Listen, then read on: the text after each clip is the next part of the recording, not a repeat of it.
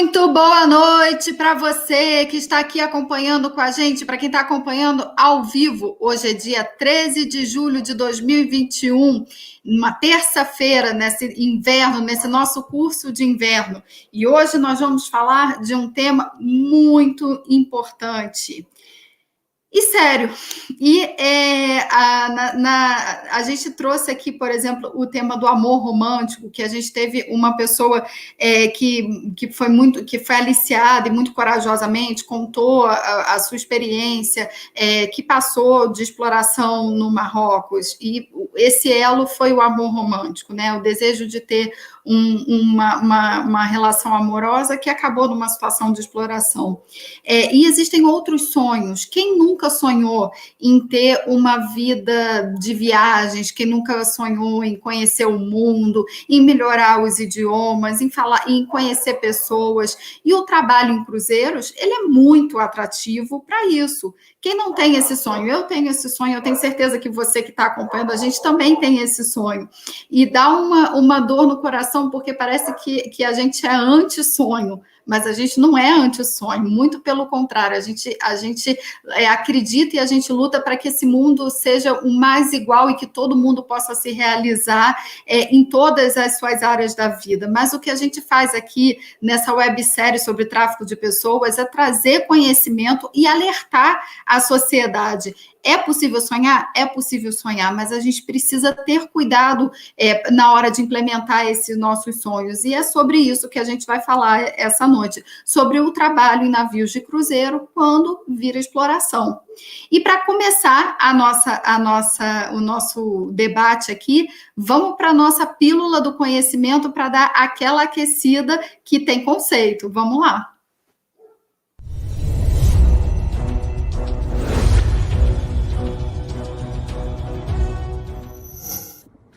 Olá, meu nome é Camila e hoje nós vamos falar da exploração do trabalhador marítimo em navios de cruzeiro. Muito procurados atualmente, os navios de cruzeiro oferecem diversão, confortáveis e luxuosas estadias para o viajante em destinos do mundo inteiro. Tendo em vista esse mercado que anda frequentemente aquecido, milhares de empregos são gerados por esse tipo de empreendimento. Ocorre que a atividade frequentemente está associada por trabalhos análogos aos de escravo, tendo em vista as jornadas exaustivas, os assédios morais, sexuais, maus tratos e inúmeras outras ilicitudes. Juridicamente, existem medidas nacionais e internacionais de proteção ao trabalhador marítimo. Apesar da existência de inúmeras convenções da Organização Internacional do Trabalho, hoje, grande parte delas, inclusive, compiladas na Convenção sobre o Trabalho do Marítimo, e que ainda várias dessas convenções foram ratificadas pelo Brasil, as denúncias são inúmeras. O artigo 94.270 da Convenção das Nações Unidas sobre o Direito do Mar é expresso ao dispor que o Estado da bandeira é quem exerce o direito sobre o navio que arvora sua bandeira, inclusive em questões de tripulação e sociais que se relacionem com o navio. Assim, pela referida convenção, a nacionalidade do navio é o elemento de conexão determinante para a aplicação da norma jurídica, o que inclui as normas trabalhistas e penais. Dessa forma, quando o marítimo é embarcado em navios de bandeira estrangeira, geralmente se utiliza a lei do pavilhão ou da bandeira. Essa é a regra. No Brasil, existem algumas decisões do judiciário favoráveis aos trabalhadores marítimos, aplicando-se a legislação pátria por ser mais benéfica, ainda que alegado o princípio da bandeira, o que poderia ensejar condições menos favoráveis ao trabalhador. Assim, o tribunal, em algumas situações, entende que, uma vez que o recrutamento, seleção, treinamento, execução do contrato de emprego e a sede das rés eram no Brasil, deve-se aplicar a legislação brasileira. Dentro desse contexto, o grande desafio para a prevenção e erradicação dessas práticas a bordo dos navios de cruzeiro é uma fiscalização efetiva. A grande dificuldade é que essas embarcações encontram-se boa parte do tempo em alto mar, o que dificulta esse tipo de ação. Então era isso que eu gostaria de brevemente passar para vocês. Obrigada. Muito obrigada a todos os alunos da Clínica de Trabalho Escravo e Tráfico de Pessoas, da Faculdade de Direito da Universidade Federal de Minas Gerais, que têm contribuído aqui com essas pílulas do conhecimento. E a gente já está vendo aqui, já agradeceu o pessoal que tá aqui com a gente. Aproveita, não esquece de curtir a nossa página, chama todo mundo para assistir, porque esse tema ele interessa tanto para quem é da rede, que entende do tema do tráfico de pessoas, quanto para todo mundo. Quanto mais a gente entra em situações de crise, mais a gente tem esse anseio, esse sonho de uma vida fora do Brasil, e pode ter esse sonho, é possível sonhar, mas a gente tem que tomar cuidados. E nessas falas de direitos humanos, de violações de direitos humanos, que é isso que a gente faz aqui na websérie, a gente fala de uma terrível violação de direitos humanos, que é o tráfico de pessoas e as suas questões correlatas, nada melhor do que ouvir a voz de quem passou pela situação. E a gente tem aqui o nosso primeiro convidado dessa noite, vai contar um pouco dessa experiência para a gente, que é muito forte. Então, boa noite, Márcio. Márcio? Problemas técnicos? Boa noite, oi.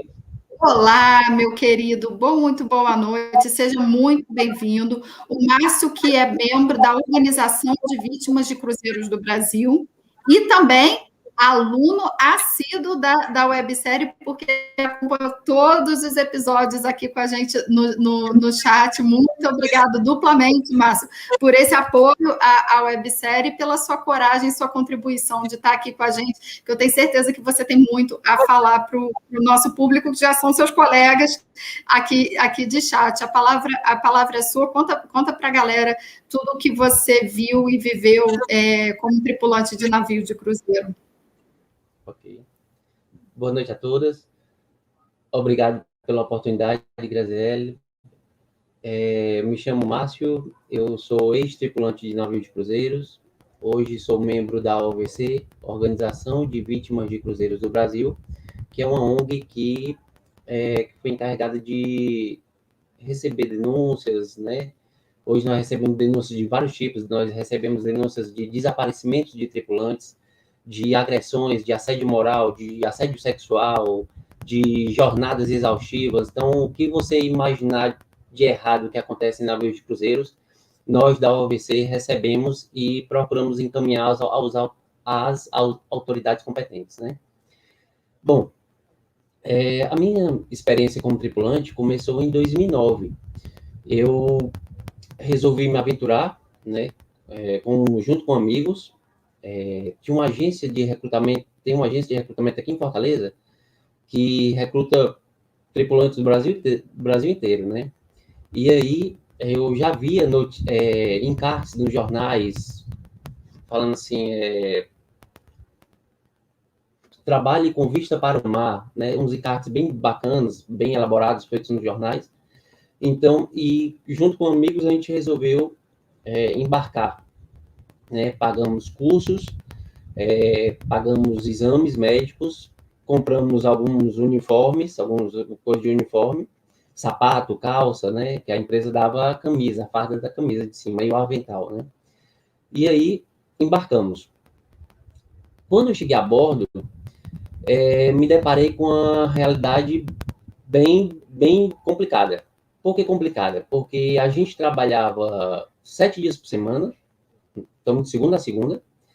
As jornadas eram de 11 horas, 12 horas por dia. Nos feriados, as jornadas chegavam até 15, 16 horas. Feriados como Natal, Réveillon, Carnaval, a gente não tinha hora para terminar, né? A gente tinha, por exemplo, no Réveillon, eu só tinha a ordem que eu ia receber é que só voltasse para minha cabine quando entregasse o último champanhe, né? Então, a gente tinha jornadas, assim, bem complicadas. A gente trabalhava muito tempo em pé, a gente chegava a gente voltava para a cabine com os pés inchados, muitas vezes, e todos doloridos, né? Alguns colegas desistiam no começo do contrato, né? Eu resolvi não desistir porque eu tinha gasto, né? Tive um comprometimento financeiro, gastei com exames, com cursos, né? Então, eu decidi procurar ir até terminar o meu contrato. Faltando poucos dias para terminar meu contrato de trabalho, eu adoeci a bordo com a gripe, né? Eu estava trabalhando no final, eu estava trabalhando como atendente de buffet, né? Atendendo os passageiros, né? Oferecendo leite, café, suco. E aí, no final do meu contrato, eu estava trabalhando, entrando em câmaras frias do navio, pegando alimentos frios, né, e levando para o buffet. E nunca me deram nenhum tipo de protetor, manta térmica, agasalho, nada, né? Então, eu entrava nas câmaras frias, só com a farda, com uma camisa simples da farda, né, morrendo de frio, saía, ia para o outro setor, né, ia para o setor do navio, levava, então acabei adoecendo, né, jornada assim muito exaustiva mesmo, acabei adoecendo, a imunidade baixou, acabei tendo uma gripe, né, fui para a enfermaria do navio, fui medicado, peguei o atestado médico de 2 dias, fui entregar para o meu chefe italiano, né, Pasquale, e aí ele me deu as costas, não aceitou receber o meu atestado médico de 2 dias apenas, e que seriam os 2 dias para eu me reabilitar, né, para eu descansar, porque a gente trabalhava 7 dias por semana durante todos os meses do contrato de trabalho, né?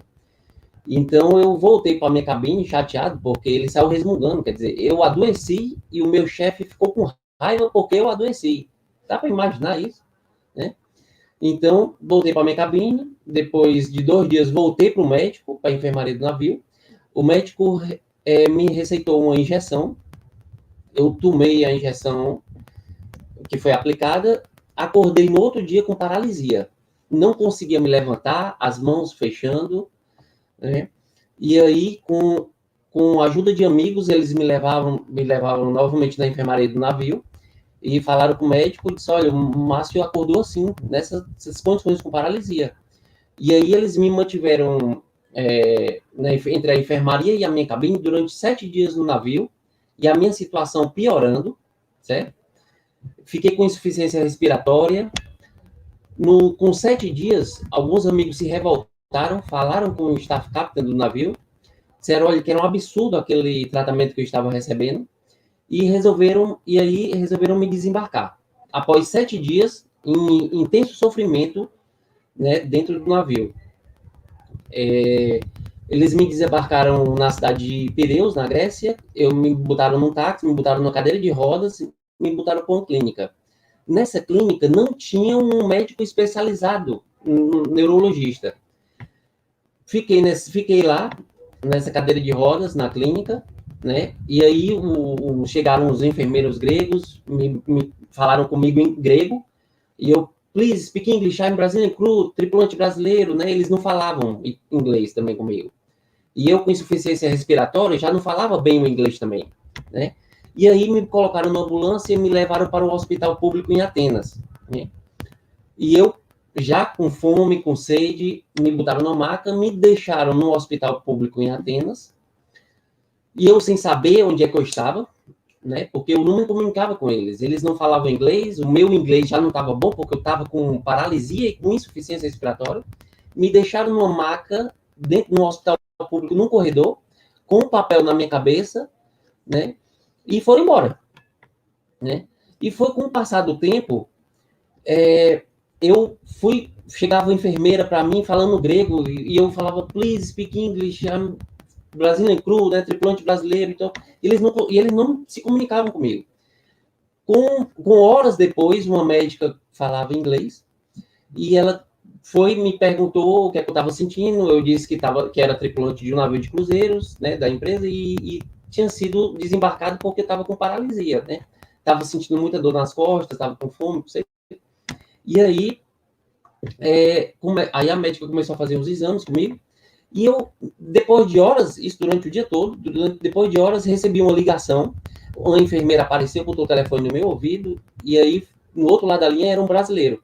Eu disse, alô, quem é que tá falando? Aí o rapaz era um brasileiro que trabalhava na Embaixada Brasileira em Atenas, que disse, Márcio, o que é que tá acontecendo?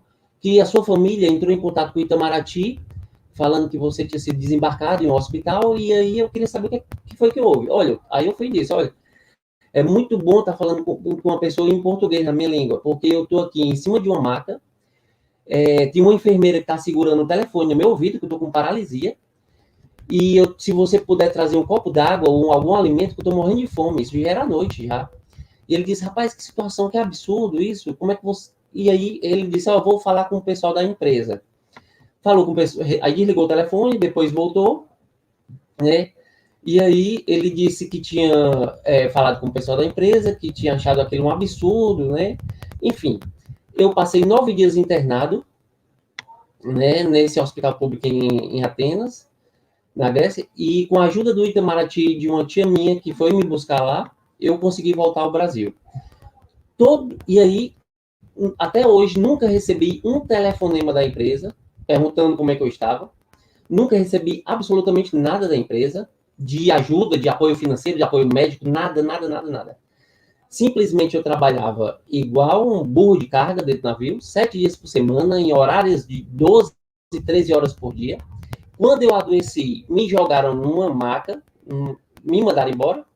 E quando eu retornei ao Brasil, o pouco de dinheiro que eu tinha juntado durante todos os meses de contrato de trabalho, eu gastei com o meu tratamento médico para voltar a andar, né? Quer dizer, eu embarquei em busca de um sonho, né? Em busca de um trabalho digno, né? Em busca de conhecer países, em busca de realizar diversos sonhos. E o que eu encontrei foi um quase morte. Por pouco eu não morri, né? E até depois do dinheiro que eu gastei, eu tive que pedir apoio à minha família, né, para continuar meu tratamento médico para voltar a andar, porque a empresa simplesmente me descartou. E depois que aconteceu isso comigo, eu acabei entrando na ONG OVC Brasil, né, que a família fundadora é mãe de uma tripulante que foi assassinada no mesmo navio que eu trabalhei, né? No mesmo navio que eu trabalhei também teve uma colega de trabalho, Fabiana Pasquarelli, que também que acabou falecendo após adoecer, né? Então eu costumo dizer que nos navios de luxo o tratamento é um lixo, né? Eu sou um sobrevivente, né? Não sei como eu consegui sobreviver, porque as condições que eu fui desembarcado foram as piores possíveis, né? Então, graças a Deus, e graças a pessoas que eu encontrei, né, a minha família, o apoio, né, consegui um tratamento médico bom aqui em Fortaleza e consegui me recuperar, me restabelecer, né. Nós da OVC, nós recebemos diversas denúncias, né, de todos os tipos, né. Então, é só para vocês terem ideia que o trabalho em navio não é romântico como o pessoal imagina, né? Os bastidores tem muita coisa por trás, muita coisa triste que acontece e ainda hoje acontece, né? Muito, muito obrigada, Márcio. Eu acho que você traz um relato corajoso, assim. Primeiro, muito obrigada pela tua coragem, assim, de compartilhar com o pessoal a tua realidade, né? De falar com uma franqueza tão grande. Parabéns, assim. O Márcio estava nos bastidores contando que ele está estudando direito, ele vai se formar, ele está transformando a dor que ele passou numa luta, né? Essa organização, ela tem servido disso, de ser um elo, um suporte para ajudar as pessoas no Brasil a se orientar e a lutar contra essas violações que acontecem nos navios de cruzeiro. E antes de passar para os nossos outros convidados, eu tenho uma pergunta aqui da doutora Andréa Gondim, que ela gostaria de saber se havia algum tipo de punição velada para quem reclamasse, como proibição de desembarque nos melhores portos, etc., quando você trabalhava. Sim, era comum a gente ver colegas que reclamasse, né, de alguma atividade a bordo, eram dados as piores funções, né? E sempre trabalhos extras, tipo, o pessoal saía, a gente ficava limpando alguma coisa, então quem reclamasse era sim dado algum tipo de punição. Ficaria de side job, não evitaria desembarcar, os chefes evitavam dar direito a um período de folga, porque a gente não tinha dia de folga, né? Então, tinha assim, era muito comum ver punições a bordo a quem reclamasse de alguma condição. E teve algumas vezes, alguns brasileiros que reclamavam, eles diziam o seguinte, olha, vocês brasileiros estão reclamando do trabalho, quer voltar ao Brasil? Pula no mar e volta nadando. Então, esse tipo de assédio moral e humilhação era comum encontrar a bordo. E uma das características é essa, né? Que eu acho que a gente vai ter um tempo para a gente falar um pouco disso nesse alerta, que quando a pessoa está no mar, faz o quê? Né? Não tem para onde correr. Então, uma violação de direito que é praticada num navio de cruzeiro é realmente muito difícil de fiscalizar e da gente proteger. Então, muito obrigada, Márcio. A gente vai dar uma rodada aqui, acompanha o chat, que tem um monte de comentários bacanas, e aí, na volta, a gente comenta os comentários e vamos falar um pouco dessa dificuldade de fiscalização. E, para isso, a gente traz o querido auditor fiscal do trabalho, Alexandre. Muito boa noite. Olá, Graziela, boa noite a você, boa noite a todos, a todas. Agradecer essa oportunidade de falar aqui pela Auditoria Fiscal do Trabalho. Muito impactado com o relato do Márcio, né? Faz mal à alma, né? Sim. A gente ouvir tudo isso. E conta um pouco para a gente aqui na visão de um auditor fiscal do trabalho tão experiente como você quais são as dificuldades que a gente tem de garantir os direitos trabalhistas numa situação de navio de cruzeiro. Tá certo. Boa noite a todos e a todas. Agradecer essa oportunidade aqui, convite que foi me feito pela Graziela, pela Andréia, aqui, essa parceria do MPT com as BRAD, e o apoio da Clínica de Trabalho Escravo e Tráfico de Pessoas da Faculdade de Direito da Universidade de Minas Gerais. Como eu vinha dizendo, esse relato do Márcio, ele faz mal à alma. E a nós, auditores fiscais de trabalho, eu tenho certeza que o nosso grande parceiro, o MPT, que vai estar representado aqui pelo Rafael, também tem o mesmo sentimento. Me cabe pedir desculpas, né, porque nós não chegamos a tempo de evitar esse mal. Há uma semana eu estava num outro encontro e uma colega assim agiu com relação a um trabalho doméstico. Uma trabalhadora que há 40 anos vinha sendo escravizada, e ela pediu desculpas em razão da gente não ter chegado antes, e eu me pego aqui agora, nesse momento, também tendo que agir dessa forma. E faço isso com aperto no coração, nesse sentido de não ter evitado, mas ao mesmo tempo que rogo aos que estão nos assistindo, aos parceiros mais fiéis, que firme posição de concurso público para auditor fiscal do trabalho.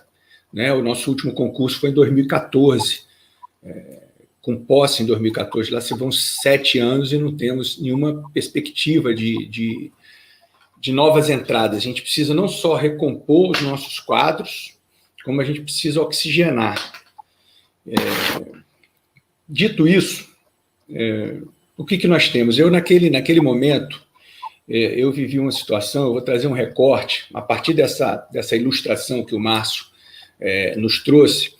Em 2014, por volta de março, meados de março de 2014, a partir de uma colhida de entrevistas que já tinham sido feitas pelos auditores fiscais de trabalho que atuam numa coordenação de fiscalização de trabalho portuário, e aqui eu quero dedicar essa minha fala a um grande amigo, que já não está mais entre nós, foi vitimado pelo Covid no começo do ano. Cláudio Tarifa dedicou a vida toda institucional exatamente a essa fiscalização no trabalho portuário, nas embarcações, nos navios, no próprio porto. Tarifa, onde você esteja, meu amigo, muita saudade, estamos juntos. Então, nós, a partir de um colhimento de denúncias que indicavam esse cenário que o Márcio nos trouxe, uma jornada para além de uma jornada normal e até a legal, até a jornada que as normas internacionais indicavam, assédio moral, isso eu estou falando principalmente com relação aos brasileiros. Não observância dos direitos trabalhistas, carteira assinada, pagamento com desconto. Então, nós colhemos a turma do trabalho portuário, na época era o Rinaldo, coordenador nacional, e o Raul, meu grande amigo Raul Brasil, o chefe da divisão de fiscalização do trabalho portuário. Nós consolidamos essas informações e eu acabei sendo demandado, porque, à época, em 2014, eu era o chefe da divisão de fiscalização para a erradicação do trabalho escravo, a DETRAI, lá no nosso órgão central, Secretaria de Inspeção do Trabalho. E esse assunto foi levado no âmbito da CONATRAI, que é a Comissão Nacional para o Enfrentamento do Trabalho Escravo. E começamos a dialogar a melhor maneira possível de fazer esse enfrentamento com o olhar especializado do combate ao trabalho análogo escravo. Não uma frequência no navio ordinária, que você vai pegar as irregularidades que não deveriam existir, mas, caso materializadas, elas são sanáveis no curso de um contrato, né, e passíveis de autuação. Quando a gente fala de trabalho análogo escravo, nós estamos falando de situações, de fatos que estão muito abaixo da linha do razoável. Não é uma situação que imponha um diálogo natural. O que tem que haver é efetivamente uma ruptura. Então, nós nos preparamos para abordar mais de um mês discutindo, analisando a legislação. E a maior dificuldade foi justamente o acesso, né, às embarcações, aos navios de cruzeiro. Era um ambiente absolutamente novo para a maioria do grupo. Nós fomos em torno de 12 auditores. Foi uma operação que o Estado se fez presente com E maiúsculo, que eu estou falando de Secretaria de Inspeção do Trabalho, Auditoria Fiscal, Secretaria de Direitos Humanos, Ministério Público do Trabalho, Ministério Público Federal, AGU, Defensoria Pública da União, Anvisa, Polícia Federal, Marinha do Brasil. Então, uma presença, um olhar de todas essas instituições, o Estado com E maiúsculo, para a gente enfrentar esse problema. A maior dificuldade é que a gente, em regra, a gente atua com a imprevisibilidade. A gente não dá notícia ao empregador que nós vamos abordar determinado ambiente de trabalho. Mas não é possível que se faça isso, segundo as regras de segurança e de diálogo que a gente queria construir também com os empregadores dos navios, que assim o fosse. Nós tínhamos que respeitar alguns limites. Então, essa foi a primeira dificuldade, essa quebra da imprevisibilidade. Mas, mesmo assim, subsidiados por esses relatórios, já entendendo mais ou menos quais os setores do navio que nós tínhamos dificuldade, e já identificando os trabalhadores que por lá estavam, nós conseguimos, a partir de meados de março, ir colhendo informações. Abordamos inicialmente em Santos, o navio, em 2 entradas, ficando o dia inteiro, né, colhendo informação, entrevistando, levantando documentos. Depois, nós fomos consumar esse resgate no Porto de Salvador. E o cenário que nos levou a consumar era exatamente isso. A gente já tinha notícia de uma outra trabalhadora, a Fabiana, que tinha falecido em 2012, que trabalhou 193 dias, sem nenhum tipo de folga ordinária para recomposição de energia. Nós já tínhamos isso em mente e os relatos estavam indicando também esse caminho para os jovens tripulantes que ali estavam. E nós verificamos exatamente isso. Controle de jornada fraudado, viciado, que parava em regra em 11 horas. Identificamos trabalhadores que estavam exercendo atividade laboral no dia da fiscalização e o controle dando ele como folga. Identificamos nenhum dia de repouso, só voltando aqui que eu deixei passar. Então, foram 193 dias da Fabiana, em 2012. Muita chuva nos últimos dias, ela não tinha folga, não tinha recomposição de energia, um surto de gripe na embarcação, ela foi medicada de maneira equivocada, ela teve uma demora para ser atendida, trabalhou sob chuva na sequência da última semana, demorou a identificar que ela estava passando muito mal e quando desembarcou, ela faleceu. O diagnóstico do falecimento, a análise de acidente foi fadiga. Então, com essa carga, a gente abordou os navios em 2014 também. E vimos isso. Uma média de 16 horas, e aí você leva... o raciocínio vem que 8 horas para descansar, para dormir. Não. 16 horas esparsas durante um dia de 24 horas. Não é um trabalho contínuo, que já seria absurdo, porque é intenso, e a jornada exaustiva indica que o trabalho ele não precisa ser longo em termos de horas para ser exaustivo. Ele pode ser menos tempo e ser exaustivo pela intensidade, ou vai ser pela quantidade ou pela intensidade.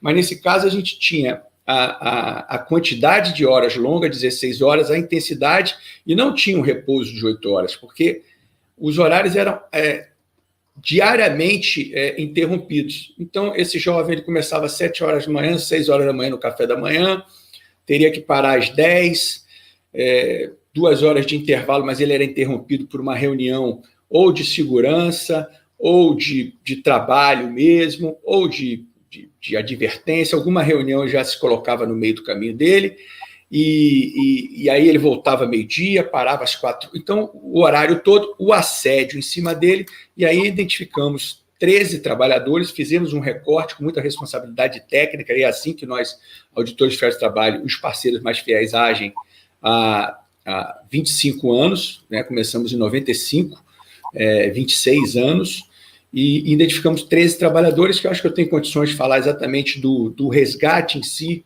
e das consequências em momento oportuno aí, porque eu já vi Graziella chegando aí, estou sentindo que já estou passando. Já tem um tempo. E aí eu vou passar uma pergunta aqui que a Dalila Figueiredo, presidente da Asbrad, fez, se você tem algum conhecimento de algum caso de exploração que envolvesse exploração sexual também nesses cruzeiros. Talvez, se você não tiver, talvez o Márcio, a gente repete a pergunta para ele, se ele tiver.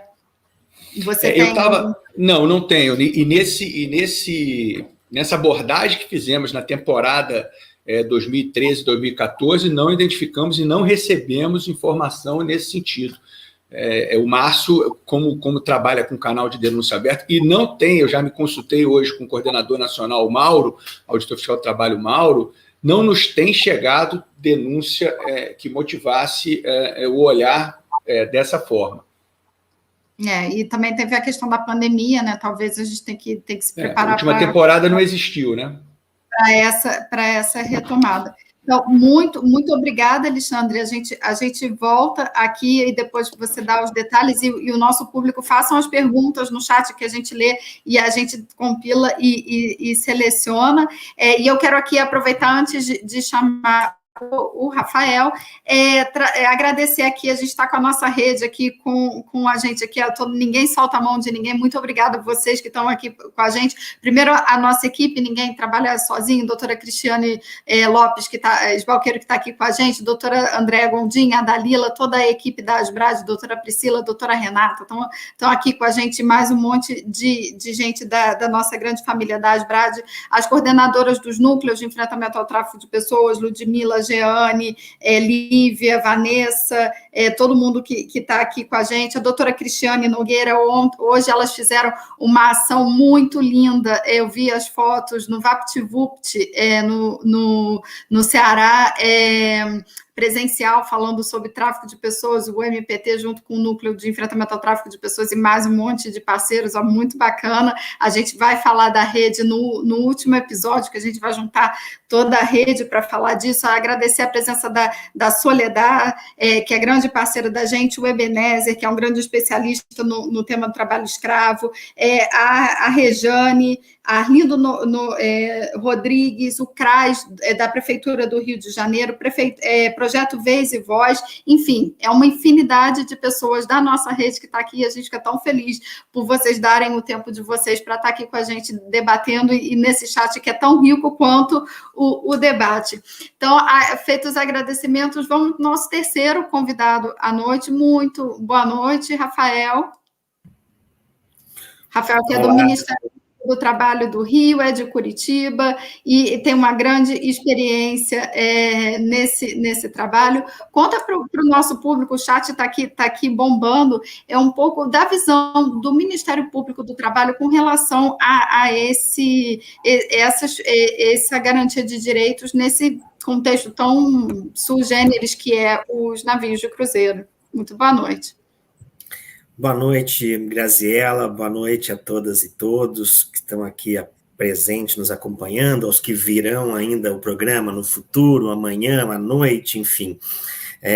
Saúdo o Alexandre Lira, com quem tive o prazer de atuar em conjunto nesse caso específico, o Márcio Freitas, que recebe também toda a nossa solidariedade pelo sofrimento causado por situações abusivas de trabalho a que foi exposto, a todos os estudantes de direito que nos acompanham, e a Mônica, o Caio, nossos tradutores de Libras, e especialmente a toda a rede, né, a Asbrad e a toda a rede de enfrentamento ao tráfico de pessoas, de acolhida dos refugiados, prova de que a sociedade civil do país, as pessoas, né,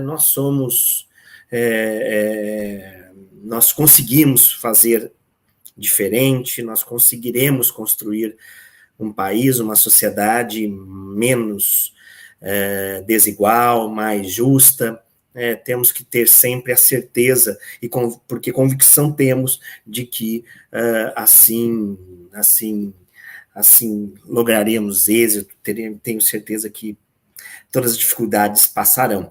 E aproveitando para falar, né, disso, aproveitando já o gancho, o Alexandre, ele destacou, e eu aqui ressalto ainda mais, que essa operação ela tem uma natureza de demonstração de uma institucionalidade, de uma maturidade das instituições brasileiras à época, foi 2014, né, nós tivemos um primeiro contato, uma primeira abordagem envolvendo o trabalho escravo num setor de enorme força, poderio econômico, como o setor do transporte marítimo, no caso de passageiros, navio de cruzeiros, uma atividade que vivia à época uma ascensão brutal, né, conquistando uma fatia de mercado que colocava o Brasil como um dos principais países para o setor em nível mundial, né? E nós não tivemos naquela oportunidade nenhum tipo de embaraço. Mais até do que qualquer tipo de embaraço, nós não tivemos, à época, discursos raivosos na Câmara dos Deputados, na Assembleia Legislativa, e na mídia, né? Nós, ao contrário, foi recebida a operação com absoluta surpresa, com as pessoas, com solidariedade para aqueles que foram resgatados, estupefata a sociedade com as condições a que os trabalhadores estavam submetidas. Isso demonstra, né, que o quanto, sobretudo o trabalho escravo, como a maior violação possível no âmbito trabalhista, uma grave violação aos direitos humanos, como uma violação aos direitos humanos imprescritível, até por conta dessa própria natureza, né? Ela depende, para que possamos efetuar o seu enfrentamento, sobretudo, de um ambiente democrático, né? A democracia é fundamental para que nós consigamos fazer valer os direitos sociais e para que, no limite, a gente consiga impedir que graves violações aos direitos humanos sejam perpetradas. Porque não é só o Estado que é violador dos direitos humanos. Como esse caso bem demonstra, a iniciativa privada pode violar direitos humanos. Não é apenas nas cadeias brasileiras, que mais se parecem com masmorras medievais, mas é possível também no âmbito de um ambiente luxuoso, como um navio de cruzeiro, nós temos ali seres humanos, no desempenho do seu trabalho, sendo escravizados.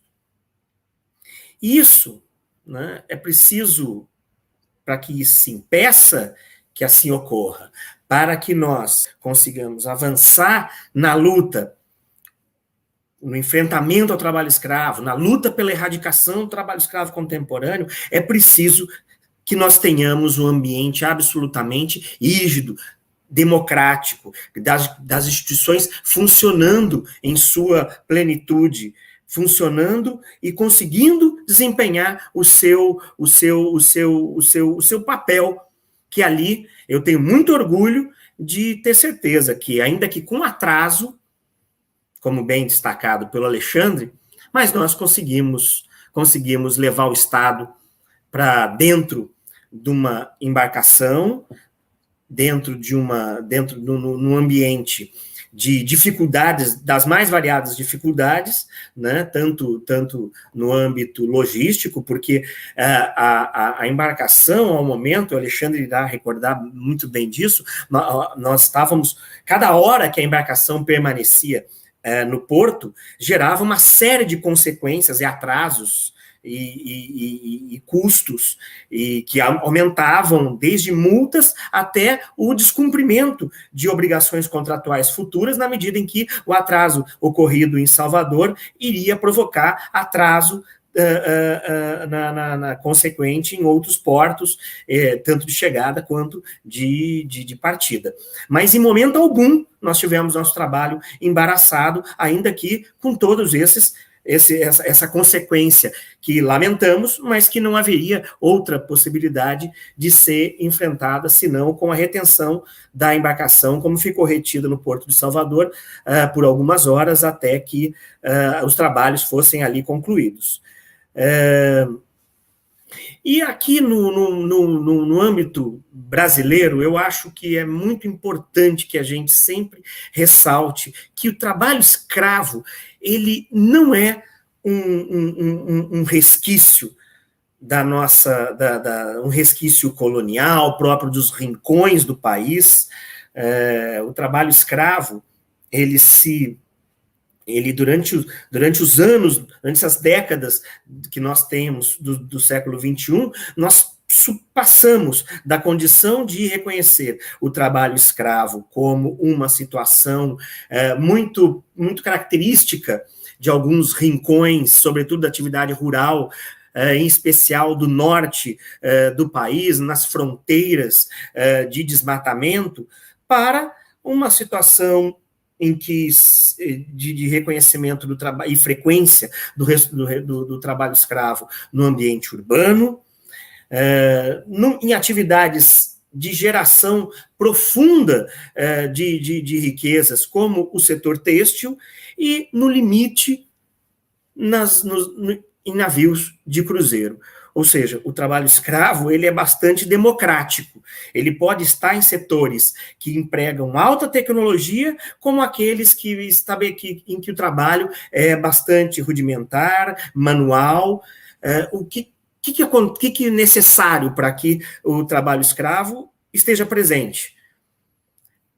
A ausência do Estado, porque é só o Estado que vai estabelecer limites à sanha do próprio capital. O trabalho escravo é um crime que não é realizado em regra por conta da profunda crueldade daquele que o pratica.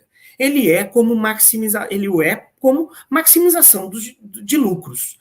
Né? Não só ele expolia o trabalhador na sua dignidade, mas também ele prejudica o próprio direito da concorrência, ele tem uma série de outros prejuízos que são impostos, especialmente ao próprio Estado, como no âmbito fiscal, enfim. A questão do trabalho escravo, para que nós possamos intensificar o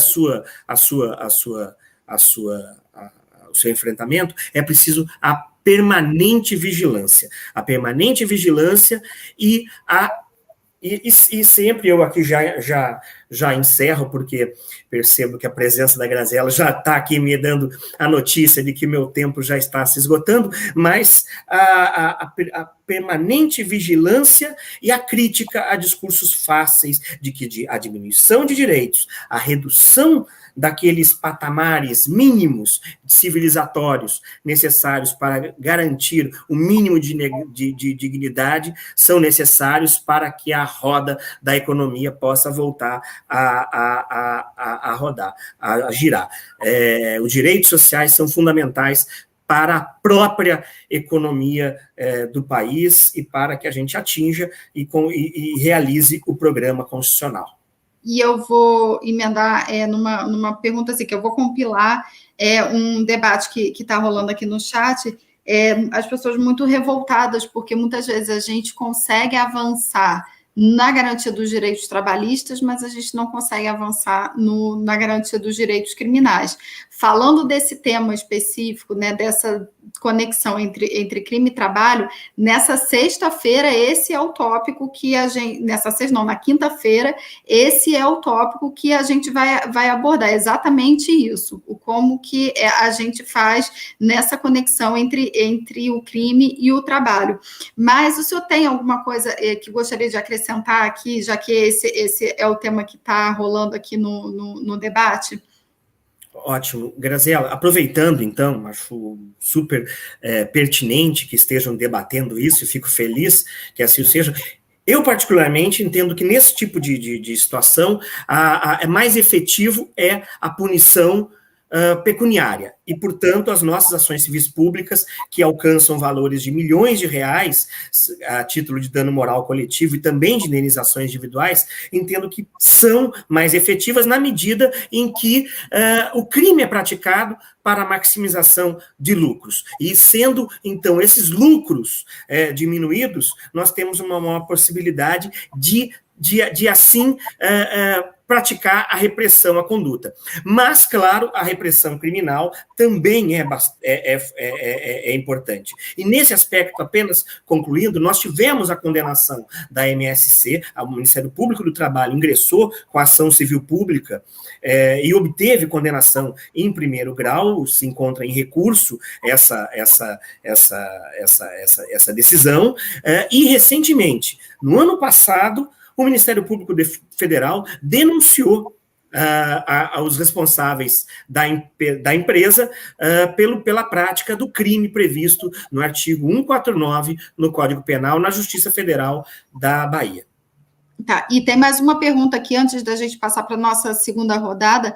A professora Ângela Teberga, Rafa, se conseguir colocar a pergunta dela, e eu também aconselho o pessoal que tá interessado nesse tema, jogar o nome dela no Google e buscar a bibliografia, porque ela é uma estudante especialista em estudar esse tema das violações de navios de cruzeiro. Ela faz uma pergunta aqui, por que o entendimento da CONATPA-MPT nas celebrações de TACs com navios foi de referendar jornadas de até 14 horas ou diárias ou 72 horas semanais? Eu não entendi bem a pergunta dela, mas não sei se o senhor entendeu. Eu acho que ela está se referindo à CONATPA, né? E o que foi realizado naquele... Tem todas umas questões que, infelizmente, a gente não vai conseguir aqui se aprofundar. Porém, que eu não me engane, o reconhecimento é com relação à MLC e aí, com relação apenas aos contratos, então, que não eram praticados, realizados, celebrados no Brasil, né? De qualquer forma, ali foi fruto de um estudo próprio da CONATPA, reconhecendo que era a forma que se podia garantir, naquele momento, minimamente, os direitos dos trabalhadores. Perfeito, muito obrigada, doutor Rafael. Eu acho que o senhor trouxe assim, muitos esclarecimentos para a gente entender essa complexidade. É realmente isso que é o nosso objetivo aqui da websérie, jogar o tema na agenda, né, de políticas públicas e dos debates da nossa sociedade. Eu acho que a gente consegue entregar um bom episódio, né, porque também depois fica gravado para as pessoas poderem pesquisar, como se fosse um arquivo, né, para as pessoas poderem pesquisar.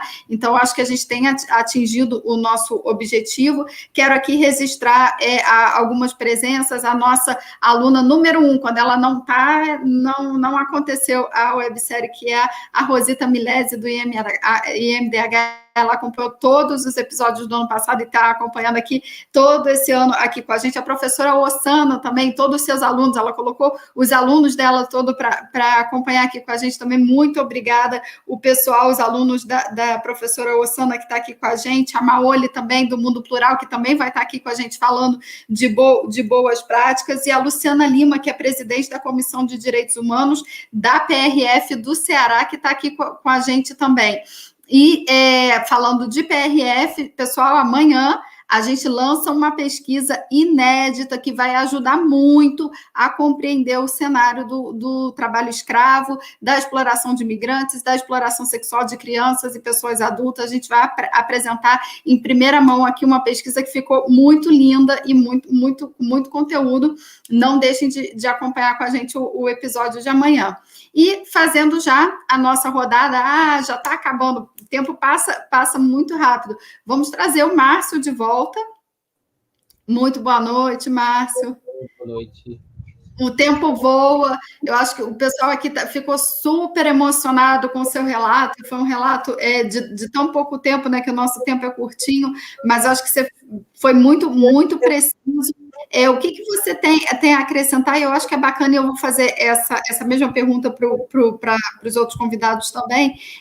Se a gente tivesse que dar dicas para as pessoas que querem embarcar nesses trabalhos de cruzeiro, o que você aconselharia para as pessoas, para elas se cuidarem e não caírem numa cilada? Bom, eu gostaria de...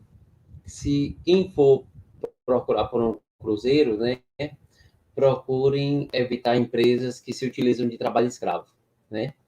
E as empresas odeiam a CLT e adoram a MLC 2006, quer dizer, para vocês terem uma ideia, como a nossa CLT é benéfica ao trabalhador. As empresas odeiam a CLT, né?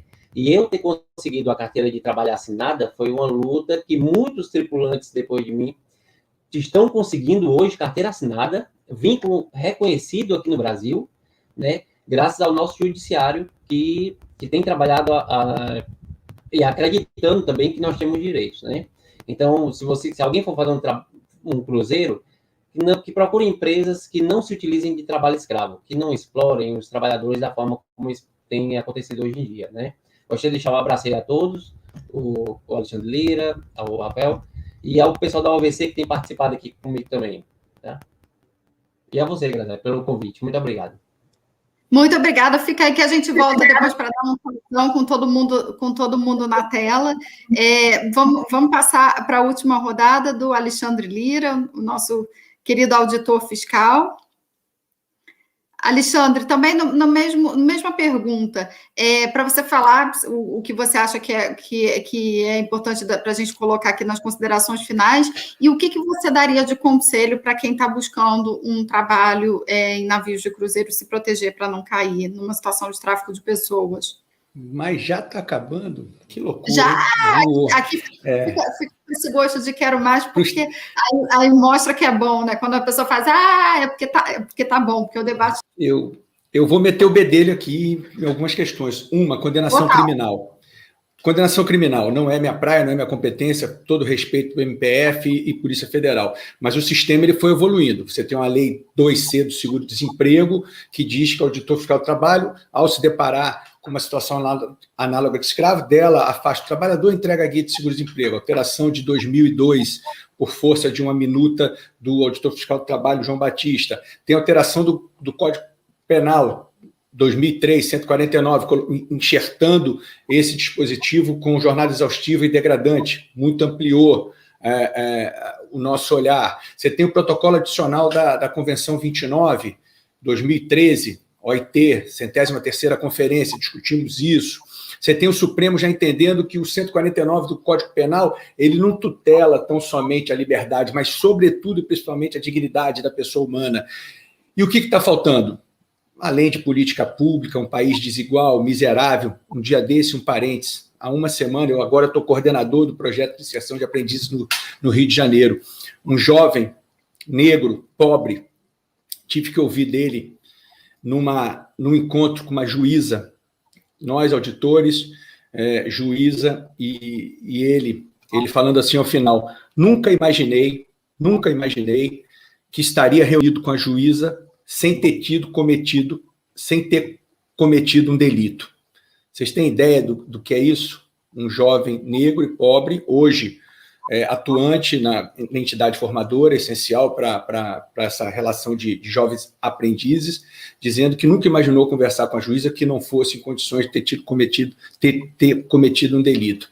Essa falta de oportunidade, essa falta de referência de uma vida digna, de um trabalho decente, que faz com que os jovens se permitam a isso. Então, condenação criminal, eu gostaria muito de ver, aos rodos. Né? Respeito muito meu amigo, aí foi um prazer conhecê-lo naquela oportunidade, o Rafael, que a condenação pecuniária é muito importante, a lista suja que traz um dano à imagem também indica à sociedade os maus empregadores, mas a condenação criminal passou da hora de nós começarmos a identificar nos julgados e o empregador, o mau empregador, o criminoso realmente preso, mas com a palavra Polícia Federal e o Ministério Público Federal. Para terminar, uma dificuldade foi de falar de direitos humanos para jovens que estavam realmente embarcando no navio de cruzeiro, que iriam para a Europa. Enquanto a gente estava falando de direitos humanos, estava falando, doutor, mas aonde que eu vou ganhar $1.000 por mês e vou estar no navio e vou indo para a Europa? E a gente tentando mostrar para ele que não adianta esse dinheiro no bolso e cair morto como a Fabiana caiu ou passar o que o Márcio passou. Então, se informem hoje, está muito mais fácil a informação. Vocês, estamos falando aqui de um público de navio de cruzeiro. Hoje a gente tem diversos públicos submetidos à análise de escravo. Doméstica, país todo está acontecendo, estamos atuando, chineses, pastelaria, bolivianos, construção civil, bolivianos na Teixo, construção civil. Então, assim, tem o mais variado público e ambiente de trabalho. Mas o jovem trabalhador de navio de cruzeiro, pelo perfil que traçamos, ele é mais atento, ele é mais informado, ele tem condições de identificar realmente quem é quem nesse mercado e não se iludam com falsas promessas, porque o trabalho escravo ele vem de uma enganação para essa super exploração. Obrigado pelo carinho, pela oportunidade, estamos absolutamente à disposição para frente. Me aproveitei que você deu uma sumida, Graziela, falei mais do que... Eu estava aqui no chat, que a fofoca do chat, ela é muito, muito boa, é o cafezinho, já que a gente deu uma passada aqui. Conversando com o pessoal. Muito, muito, muito obrigada. E o que você lembrou, vamos lutar para que tenha concurso público para auditores fiscais do trabalho, porque a gente precisa desse trabalho super importante para garantias de direitos. Assim, o Brasil daria respostas institucionais muito mais fortes se a gente tivesse um corpo de auditores fiscais cobrindo, de fato, o país e pela quantidade de pessoas que vocês são e pelo número de entregas que vocês fazem, assim, muito parabéns, a gente tem muito orgulho desse trabalho dos auditores fiscais do trabalho em todo o Brasil. Muito obrigada aqui pelo teu tempo, pela tua presença aqui com a gente. Eu que agradeço, obrigado, Graziela. A gente volta ainda para dar um último tchau com todo mundo. Doutor Rafael? Oi. Então... Coloque as suas observações e também, se puder, dar uma dica, porque eu acho que dica é sempre legal. O Alexandre falou um monte de artigo, convenções, não sei o quê. Eu vou, quando acabar o websérie, eu vou voltar e vou anotar. Essa é daquelas que vai para o caderninho para depois a gente reproduzir. E aí, dá dica para o pessoal de como se proteger também para não cair numa cilada, né? Então... Bom, mais uma vez, é uma alegria enorme participar do evento. Espero que das próximas vezes, né, que seja o último em que a gente fica se olhando na tela, olhando a si mesmo na tela.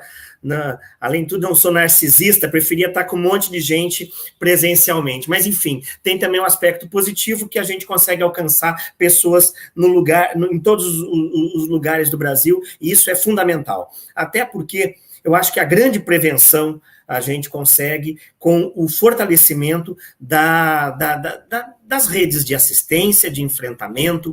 É necessário que sempre que as pessoas que sintam, quando se sentem tendo seus direitos violados, que encontrem um espaço para fazer a reclamação, a denúncia, e no caso de violação aos direitos humanos, como é o trabalho escravo, não precisa ser nenhum expert, um doutor em direito ou em outra área para conseguir identificar, né? A violação é a dignidade, e só é possível a superação disso com o Estado fazendo frente e atuando de forma a reprimir. Nós avançamos muito desde a Constituição de 88. porque ela é o marco que restaura a democracia e estabelece a possibilidade de fortalecimento do Estado para fazer o enfrentamento ao trabalho escravo. Nós avançamos a ponto de reconhecer que o núcleo, como disse o Alexandre Lira, do artigo 149, o bem jurídico protegido, não é a liberdade de ir e vir, a liberdade de locomoção em estrito senso, mas sim a própria dignidade, o conceito de cidadania, né, de reunir em si todos os direitos inerentes ao ser humano. Então, é esse o conteúdo. Mas, veja, o que a gente não pode ter é uma sensação de que as vitórias e as conquistas são permanentes. É preciso a permanente vigilância, porque, nesse sentido, o TRF da 5ª Região, no âmbito criminal, tem uma posição cada vez mais consolidada de que o crime de trabalho escravo, a despeito do que eu acabei de repetir aqui, apesar do que já se manifestou o STF em algumas oportunidades, o tribunal vem consolidando o entendimento de que, para que tenha a consumação do crime, para que tenha o preenchimento do tipo penal do artigo 149, há necessidade de locomoção do trabalhador. Ou seja, indo completamente contra a esse entendimento que entendíamos já consolidado. E por que isso acontece? Por conta desse momento de refluxo, essa onda, esse discurso cada vez crescente de que é necessário aos trabalhadores, aos seres humanos, escolher entre um trabalho digno ou nenhum trabalho, não é uma opção minimamente admissível. Nós precisamos reagir e sempre estar em constante mobilização contra essa manifestação, assim como também contra ao desmonte do Estado brasileiro, que é um exemplo flagrante dessa tentativa, a ausência de concurso público para os auditores fiscais do trabalho. Não precisa, portanto, mudar a legislação trabalhista com relação a alguns aspectos, sobretudo naquilo que toca à fiscalização das normas técnicas. Basta você não ter mais auditores fiscais, e assim você reduz a condição, a condição de custos das empresas, mas a que custo, né? A que consequência? A consequência de rebaixamento de toda a nossa estrutura de dignidade, dos nossos valores, dos nossos direitos. E no âmbito exclusivamente econômico, reduzindo a pó o próprio mercado consumidor nacional, né? Já que a linguagem os setores empresariais melhor entendem. Então, eu acho que o que nós precisamos é essa constante vigilância e o apoio e o aprofundamento das redes de enfrentamento. E merece uma pesquisa mais aprofundada, porque além de ser dinâmico, se a parte se trata da defesa de direitos humanos, ele também versa sobre conflito de normas no espaço, questões de territorialidade. A nossa tese não é nem o escopo aqui da nossa proposta, mas a tese era que esses trabalhadores, mesmo celebrando o contrato fora do Brasil, eles se destinavam basicamente a atividade de cabotagem e, portanto, se aplicaria a lei brasileira. Enfim, tem uma série de nuances que fazem com que seja o tema. Eu vou deixar aqui no chat depois você coloca, eu deixei aqui o número da ação, tá? É possível, a partir do número da ação civil coletiva, ajuizada pelo Ministério Público da Bahia, e que tramitou lá na 23ª Vara do Trabalho de Salvador, e que já teve sentença favorável, e também, em segundo grau, o acórdão que reconheceu as teses apresentadas pelo Ministério Público do Trabalho, aguardando tão somente agora o pronunciamento do Tribunal Superior do Trabalho, é possível ali, estudando os pontos, os documentos que tem na consulta processual aberta a todo o público, é possível se aprofundar e ter noção da dimensão das questões que ali estavam sendo tratadas, tá? Obrigado. Perfeito, que aulão, que show, hein, gente? Que show, que bom estar aqui com vocês. Como a gente consegue aprender, né? Eu sempre falo isso há mais de 10 anos. Eu dedico a minha vida a trabalhar com o tema do tráfico de pessoas, primeiro por um compromisso pessoal mesmo, de um chamado de propósito, eu tenho o coração azul tatuado aqui, e também porque me instiga muito, né? Trabalhar com tráfico de pessoas me obriga a estar o tempo todo aprendendo sobre gênero, raça, e cada vez mais outros temas. Hoje vocês me trouxeram tantas informações que eu também não tinha, tantas coisas que a gente precisa pesquisar. Muito, muito obrigada a todo mundo que está aqui com a gente, em especial os alunos da Unifig de Guarulhos, que estão aqui firme, forte, os alunos da professora Ossana, que estão aqui com a gente, a nossa equipe da Focus Imagens, os nossos tradutores de Libra, a Mônica e o Caio, que dão um show aqui e trazendo acessibilidade para o nosso evento. A gente tem recebido muitos elogios do nosso acabamento, do nosso jogo de câmeras, vinheta, né? Isso tudo dá qualidade para o nosso trabalho. Quem sabe no ano que vem, a gente hoje já estava conversando um pouco sobre isso com a equipe de organização, a gente consegue fazer um evento um pouco presencial, a gente já pegou algumas estatísticas do nosso canal, que acompanham, e pessoas do norte e nordeste do Brasil estão mais em peso do que das outras regiões do país, mas bem diversificado. A gente tem do exterior, no último episódio a gente mostra a estatística toda. Muito obrigada, Adassa, todo mundo que tá aqui. Vou dar mais uma rodada para vocês deixarem as suas despedidas. Vocês darem o tchau. Muito obrigada, Márcio, Rafael, um super show. Tem pesquisa, hein? Lançamento de pesquisa, a gente vai colocar aqui, eu vou apresentar os dados junto com a Childhood Brasil e a Polícia Rodoviária Federal, que vai ajudar muito na elaboração de políticas públicas. Então, muito boa noite, pessoal.